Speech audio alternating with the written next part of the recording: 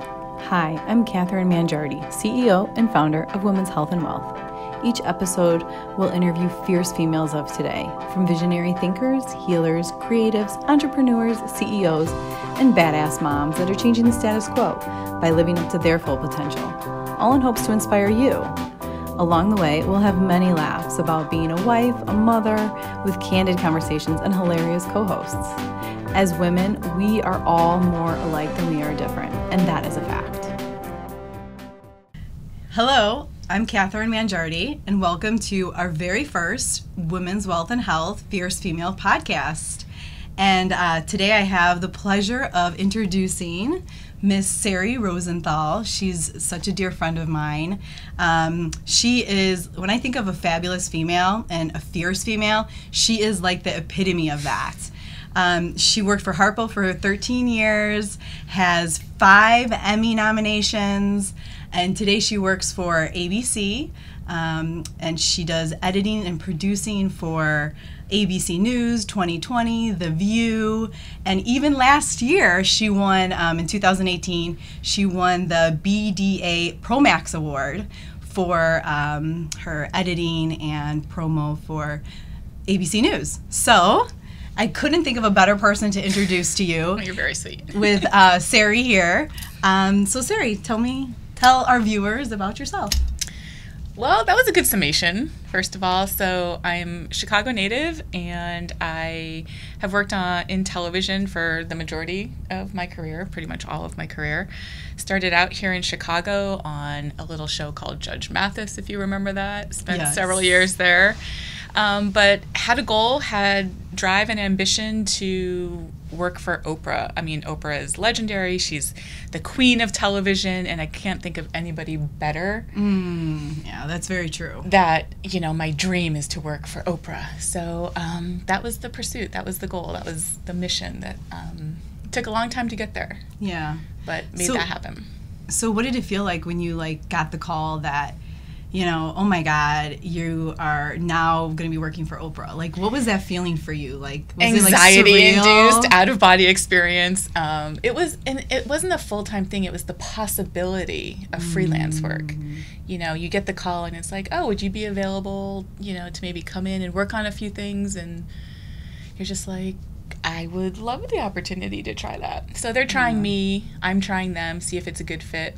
But yeah, I had a couple of full-time job offers on the table in LA, but went with the possibility of freelance work just because it was Oprah.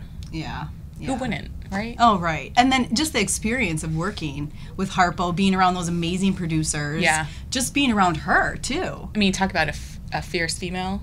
Oh, God. You don't get any more fierce than Oprah. It's like, girl. Yeah. That's so true.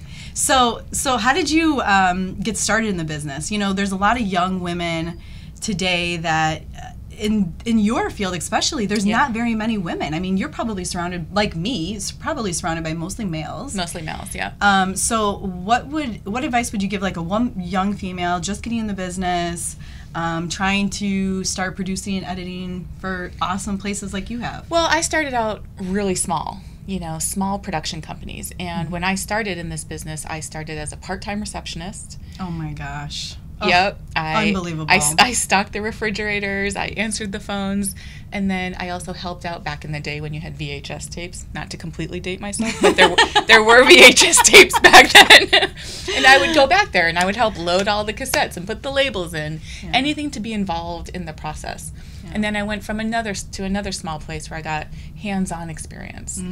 I was a camera person. I would go out in the field and I would shoot, and then I'd come back and edit, and I would work in sports. I would work in wrestling. I would, anything I could get my hands dirty in. But it's definitely a pay your dues industry. Yeah. So I think a lot of people, especially women these days, need to understand you're not going to graduate and come out with a $100,000 a year job in this business. It's very competitive. It's very cutthroat. You have to take a lot. You have to be strong internally because you're only as good as your last session, pretty much. That's what we say in financial planning. You're only as good as your last sale. Yeah, you're only as good as your last sale. Exactly the same thing. And your career is built on your reputation. So, you know, my suggestion is develop a thick skin because you're going to need it. And don't take it too seriously. You know, it's hard at times, but you have to be willing to put yourself out there and be adventurous and go on a journey where you don't know where it's going to take you. Yeah. Like I said, I started out as a camera person. I ended up in editing and producing. So when you started it's an evolution. So when you started out, like reception, stocking fridge, like getting coffee, you're like the coffee bitch. Working at linens and things. So when you started out doing that, you didn't really know that you wanted to, you know, pursue this career, but you knew that you wanted to be somewhere in that, but you didn't know like how far, where exactly your niche was. You just kind of knew that's what you kind of wanted to do, and then you found your niche along the way. Listen, when I was in college, you know, with my male professors, they're just like, you know, the majority of you are not going to find a job in this business, and you'll end up sweeping floors, and they instilled the fear of God into us because they know how cutthroat and competitive it is. And I would say 90% of the people who I went to school with did not end up in this career. And I was just determined, like, nobody's going to tell me what I cannot do. Wow. You know, I am out there and I'm going to do it. And if I have to be a part-time receptionist and work part-time at linens and things, or at the grocery store to make that happen just to get my foot in the door, that's what I'm going to do. Wow. Yeah, and I have to say, over the years, knowing you, because we've been friends for what? Like, oh my God. It's been 15 years, which is surreal. It's so weird, like, to think about. And you knew me before I was married, before I had kids. Pre-kids, pre-marriage. Yeah, but, like, if you really think about it, I always remember you always making good connections. Yes. Like, you've always never burned a bridge. You've always made great connections. You've always made sure the producers that you were working with at Harpo were happy working with you. I remember there was a story where you were telling me how you go to Costco and you buy tons of candy. Oh my God, you remember that? Yes, I remember that. And because I remember maybe you were coming up or something from the elevator, and I'm like, what is that? And you're like, oh, it's the candy for the producers. And I'm like, what? Do you like go around and give it out? You're like, no, I bring it into the editing studio and put the candy in front and have them like munch on something, because they work just as hard as you. Oh, and then some. And they're just as stressed out as you. Yeah. So I think being like very flexible and being able to work with other people and not being so rigid is so important in any industry, in any career. You know, having the technical skills, having the knowledge is great, but if it doesn't translate with your personality and being able to have a conversation and being able to connect on a level with the producer, because I have a producer sitting behind me for 16 hours a day sometimes. Oh, you know, it's like even worse than a marriage. We would throw things at each other. No, I'm totally kidding. Sort of kidding.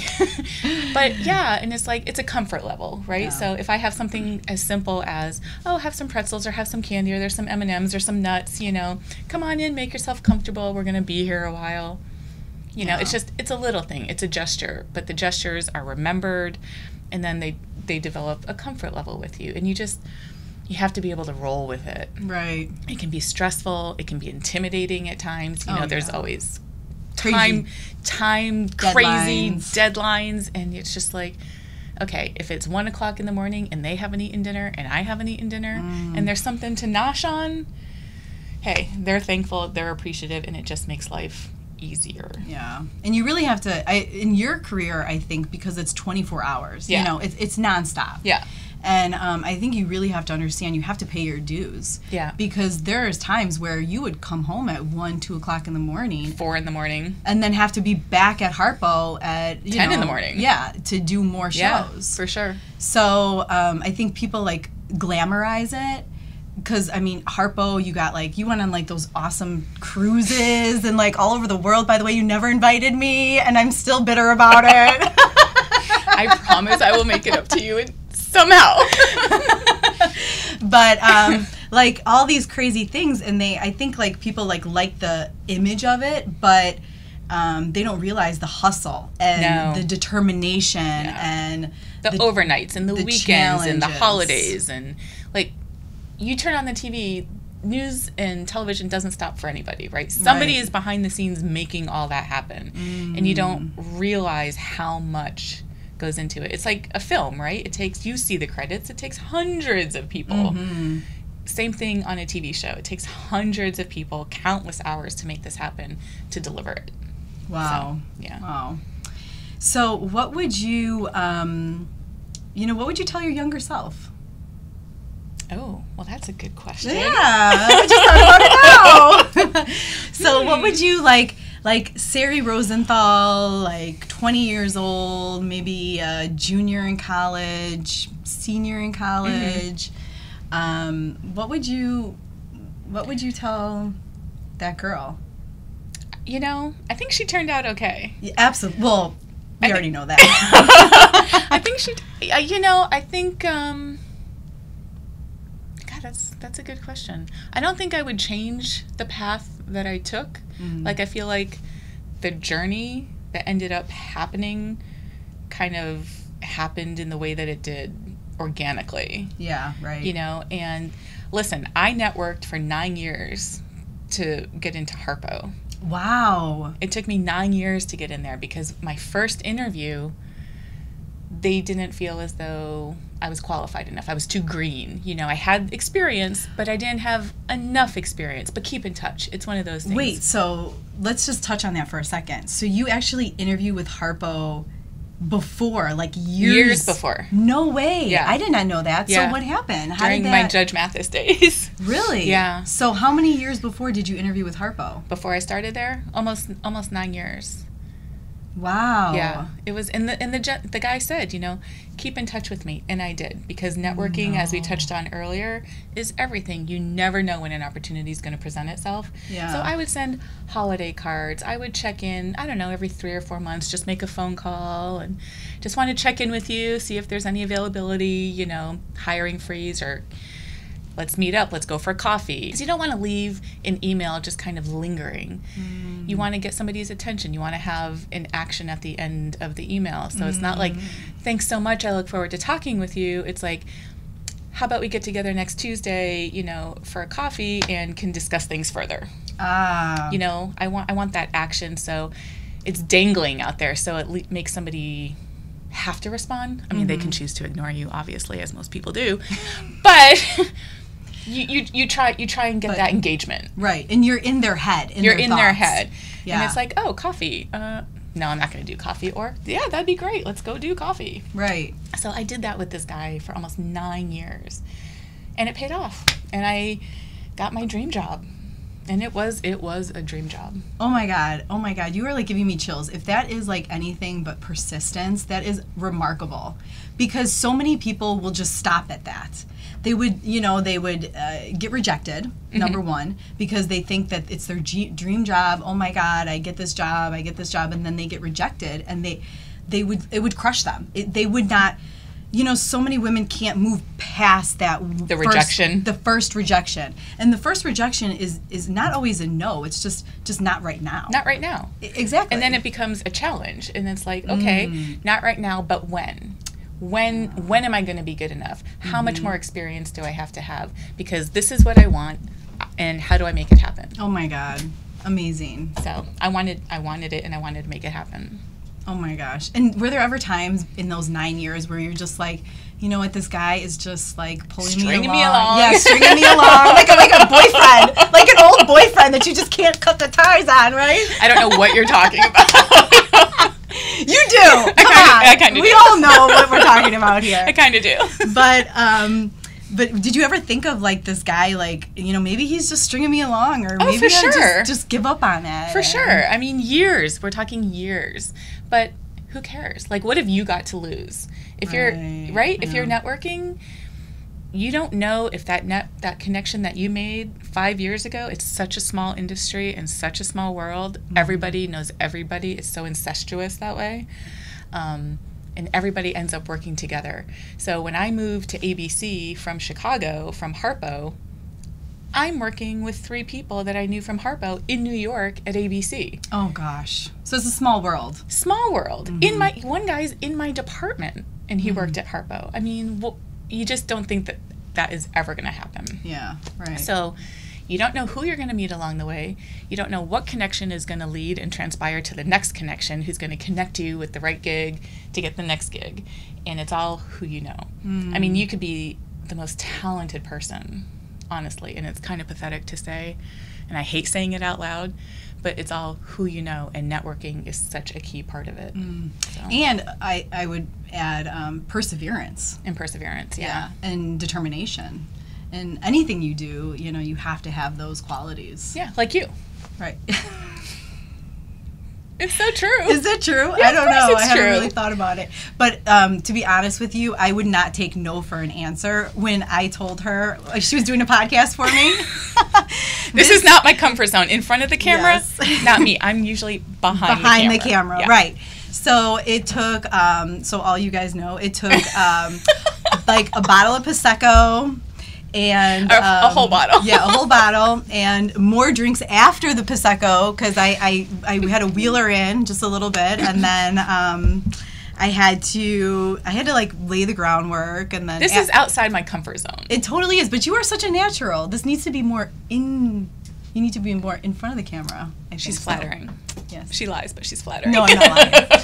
But so it took the whole bottle, and it just happened to be that we had dinner plans.